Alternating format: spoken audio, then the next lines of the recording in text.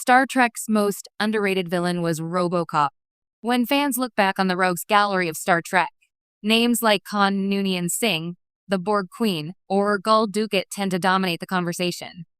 These figures loom large in the franchise's legacy, standing as towering antagonists who tested Starfleet heroes in unforgettable ways.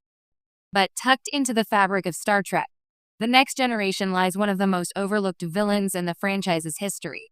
Commander Edward Jellicoe's right-hand enforcer, Captain Edward Jellicoe's foil, and above all, a man whose very face is linked to one of sci-fi cinema's greatest icons, RoboCop himself, Peter Weller. Yes, Star Trek's most underrated villain was played by the actor who first donned the cybernetic armor of RoboCop, and his chilling turn in the franchise deserves far more recognition than it often gets. From RoboCop to Starfleet nemesis, Peter Weller is a cult legend thanks to Paul Verhoeven's 1987 masterpiece RoboCop, where he played Alex Murphy, a murdered police officer resurrected as a cold corporate-controlled enforcer who gradually rediscovers his humanity. But Weller's gravitas as an actor didn't stop with cyborg lawmen. He later brought his talent to the Star Trek universe, first in Star Trek Enterprise as John Frederick Paxton, then as Admiral Alexander Marcus in J.J. Abrams' Star Trek Into Darkness. While both roles showcased his range, it was Paxton in Enterprise who cemented Weller as one of the franchise's most quietly effective villains. As the leader of the xenophobic Terra Prime movement, Paxton became one of Starfleet's most unsettling human adversaries, not a Klingon warlord, not a Borg queen, but a man convinced that humanity must reject alien influence to secure its future. John Frederick Paxton, humanity's dark reflection. Introduced in the two-part Enterprise finale arc Demons and Terra Prime, Paxton wasn't just a generic bigot wrapped in a 22nd century uniform. Weller infused the character with a terrifying calm, delivering his lines with the same measured intensity that made RoboCop both mechanical and oddly sympathetic.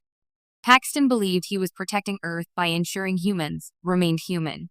Using stolen technology, he commandeered a massive mining laser on Mars and threatened to annihilate Starfleet headquarters unless Earth cut ties with alien civilizations. His message? That humans should remain the sole architects of their destiny, free from Vulcan guidance or Andorian alliances. What made Paxton chilling wasn't the cartoonishness of his threat, it was his humanity. He wasn't an alien overlord or genetically engineered tyrant. He was a man, deeply flawed and profoundly fearful, who represented the dark undercurrent of resistance to Star Trek's core ideal of inclusivity. Why Paxton stands apart? Star Trek has no shortage of villains who push captains to their limits, but Paxton's menace worked on a quieter, more insidious level. He wasn't driven by a lust for conquest like the Romulans, nor by cold efficiency like the Borg. Instead, his motivation was rooted in ideology, a very human ideology that resonates uncomfortably close to real-world xenophobia and nationalism. That alone makes Paxton one of the most frightening antagonists the franchise ever created. While Khan might hurl starships at his enemies, Paxton forced Starfleet, and by extension, the audience, to question the fragility of human progress. Was Earth truly ready to embrace a galaxy full of strange new worlds and civilizations? Or was humanity still too vulnerable to old prejudices? In this way, Paxton mirrored RoboCop's Alex Murphy in reverse. Whereas Murphy fought to rediscover his humanity from beneath a machine, Paxton abandoned his humanity to cling to fear, paranoia, and hatred. Both characters asked the same haunting question: what does it mean to be human? Weller's performance, cold steel, burning conviction. It's no accident that fans often describe Weller's performances in Star Trek as icy or mechanical. His years as RoboCop gave him a unique ability to bring a cold, deliberate cadence to his villains. Every word Paxton spoke carried weight, echoing like a final verdict. At the same time, Weller avoided turning Paxton into a mustache-twirling extremist. Instead, he gave the character moments of unsettling rationality.